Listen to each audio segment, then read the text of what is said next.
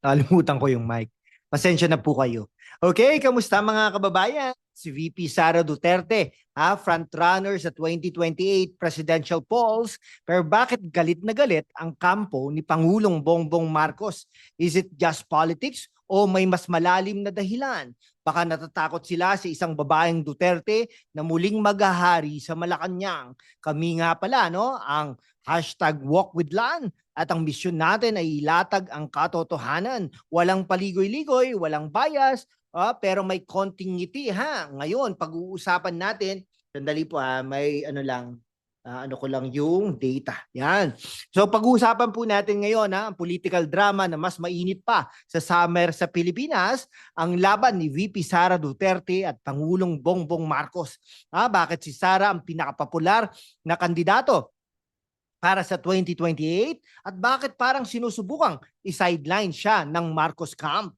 Kung ikaw ay nasa Quezon City, Davao, Dubai, Toronto o kahit san sa mundo, itong episode na ito ay para sa iyo, lalo na sa ating mga OFW na gustong updated sa politika ng Pilipinas. Huwag kalimutang i-hit ang subscribe button, i-like, i-comment at i-share sa mga kaibigan mo sa Hong Kong, Riyadh o Sydney. Target natin 100,000 subscribers. Kaya tulungan mo kami At kung gusto mong magpasalamat, isend na ang super thanks para may pangkape kami habang ginagawa itong content para sa iyo. Ay nako. Lahat ng ito batay sa mga facts, surveys at konting spice para hindi ka mainip. Kaya maghanda ka na. Ilang mga minuto tayong magdadive sa political roller coaster sa Pilipinas. Pero bago yon, i-pause mo muna, i-subscribe at i-comment sino ang boto mo sa 2028. Tara, simulan na natin. Si VP Sara Duterte, 45 years old lang yan, anak ng dating Pangulong Rodrigo Roa Duterte, ay nangunguna sa mga polls para sa 2028 presidential election. Ayon sa WR Numero Research, noong Enero 2024, 35.6% ng mga botante ang gusto siyang maging susunod na presidente. Halos doble ang lamang niya kay Raffy Tulfo na nasa 23%. Kahit sa iba't ibang mga demographics, edad, kasarian, socio-economic class, si Sara ang top pick. Bakit? Una, syempre ang Duterte brand. Sa Pilipinas, ang apelyido ay parang magic spell kapag Duterte, parang instant trust. Si dating Pangulong Rodrigo Roa Duterte, kahit nasa The Hague, ngayon dahil sa drug war, ay may malaking fan base pa rin, lalo na sa Davao at Mindanao. Si Sara bilang kanyang anak ay inheritor ng legacy na yan. Kaya naman, kahit may kontrobersiya, parang Teflon si Sara, hindi dumidikit ang putik. Excuse me po. Pangalawa, ang kanyang visibility. As Vice President at dating Education Secretary, laging nasa balita si Sara.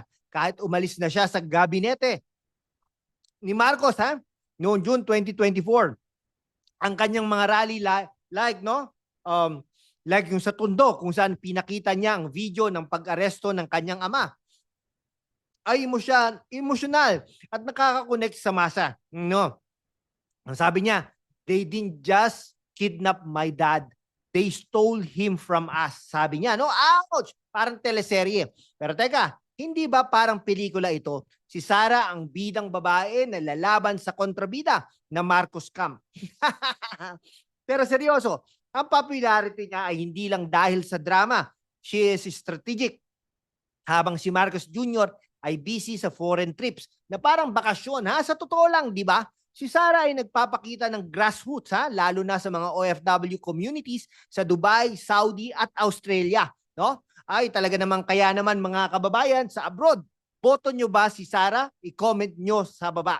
Pero hindi lang yan Hindi lang karisma ang laban ni Sara as Mayor of Davao, ipinakita niya ang kanyang leadership mula sa peace and order hanggang sa infrastructure. Kahit may mga kritiko sa kanyang drug war involvement, marami pa rin ang naniniwala na siya ang may tapang at puso para ayusin ang Pilipinas.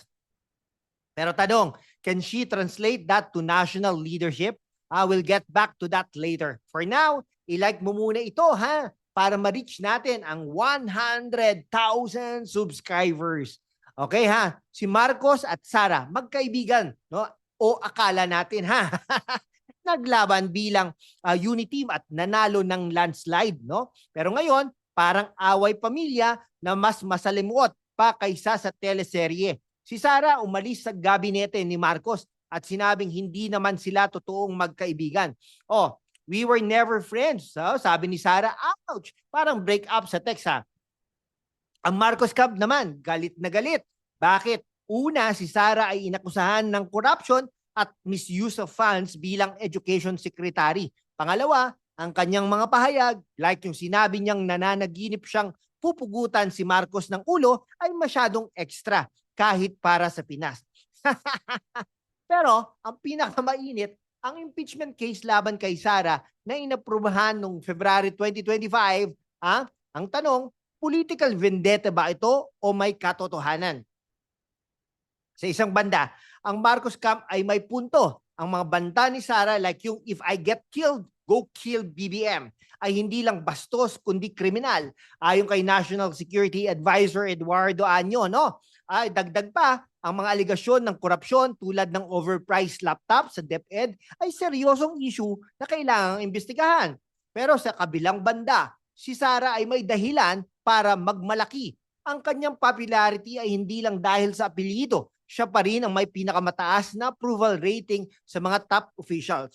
Ayon sa surveys, at ang impeachment para sa kanyang supporters, ito ay political persecution para i-sideline siya sa 2028. No, parang sinasabi ng Marcos Camp, kung hindi kita mabit sa polls, i-impeach na lang kita. Yan. Kung iisipin mo parang laro ng chess ito. Si Marcos ang king na gustong protektahan ang kanyang trono. Si Sara ang queen na handang mag-sacrifice ng kahit ano para manalo. Pero teka sino ang pawns? Kami, tayo, mga butante. Kaya mga kababayan sa Cebu, Dubai at Toronto, i-comment nyo sino ang panig mo, Marcos o Duterte. At huwag kalimutang i-share ito sa mga kaibigan mo sa Singapore at Qatar. Hindi natin may kakaila. Si Sara ay may kontrobersiya din Una, ang kanyang alleged involvement sa drug war ng kanyang ama. Kahit wala pang formal na kaso, ang ICC arrest ni Rodrigo Roa Duterte ay nagbigay ng spotlight sa kanya. No? Pangalawa, ang impeachment charges, corruption, incitement at assassination threats. Kung makonvict siya sa Senate trial sa July 2025, bawal na siyang tumakbo sa 2028. Pero knowing Sara, magpapatalo ba siya ng ganun lang? O samantala si Marcos Jr. ay nahihirapan din. Ayon sa Publicus Asia Survey noong 2025, bumagsak ang kanyang approval rating mula 28% noong 2024 patungong 15%. Bakit? Una, ang ekonomiya. Mahal ang bigas mababa ang sahod at maraming walang trabaho, no? Pangalawa, ang kanyang foreign policy, lalo na ang mas malapit na ugnayan sa US ay hindi gusto ng maraming Pilipino, lalo na sa Mindanao. At pangatlo, ang pagpapadala kay Rodrigo Roa Duterte sa ICC ay tinawag ni Sara na affront to Philippine sovereignty. Kaya naman, maraming supporters ni Sara ang galit kay Marcos. Pero tignan natin ito sa global lens. Sa US, Canada at Australia, ang mga OFW ay malaking factor sa 2028. No? Si Sara ay malakas sa kanila dahil sa kanyang grassroots approach. Pero si Marcos, dahil sa kanyang pro-US stance, ay may suporta rin mula sa mga Pinoy sa West. Kaya ang tanong, sino ang mananalo sa puso ng OFWs sa Dubai, Hong Kong at London? I-comment nyo sa baba at i-share sa mga kaibigan nyo sa Jeddah at Doha. Kung iisipin mo, parang political telenovela ito. Si Sara ang matapang na prinsesa ng Davao. No? Si Marcos ang prinsipeng gustong i-revive ang Marcos legacy. Sayang. Pero sa totoo lang, ang tunay na laban ay sa 2028. Kung si Sara ang mananalo, magkakaroon ba ng Duterte 2.0? O kung si Marcos ang magpapasa ng baton sa kanyang kamag-anak tulad ni Martin Romualdez, magkakaroon ba ng Marcos Renaissance? Kaya mga kababayan, i-subscribe na, i-like at i-comment sino ang susunod na presidente ng Pilipinas. Kaya mga kababayan, ano ang natutunan natin? Si VP Sara Duterte ay frontrunner sa 2028 dahil sa kanyang malakas na brand, grassroots appeal at emosyonal na koneksyon sa masa. Pero ang kanyang mga kontrobersyal, kontrobersiya mula sa drug war hanggang sa impeachment ay maaring maging hadlang. Samantala, si Pangulong Marcos ay nahihirapan sa ekonomiya at sa kanyang political image. Pero malakas pa rin ang kanyang makinarya. Ang tunay na tanong, sino ang pipiliin ng mga Pilipino, ang Duterte legacy o ang Marcos comeback? Kung nagustuhan mo tong episode na ito, i-hit ang subscribe button ngayon. Layunin natin ang 100,000 subscribers. Kaya tulungan mo kami, lalo na kung nasa Davao, Dubai o Toronto ka. I-like, i-comment ang opinion mo at i-share sa mga kaibigan mo sa Hong Kong, Riyadh at Sydney. At kung gusto mong suportahan kami, magpadala ng super thanks para may pangkape kami sa susunod na episode. Okay, sa 2028 ang laban ay hindi lang Marcos versus Duterte. Ito ay laban para sa kinabukasan ng Pinas. Kaya mga kababayan, manatiling updated, manatiling critical at manatiling involved.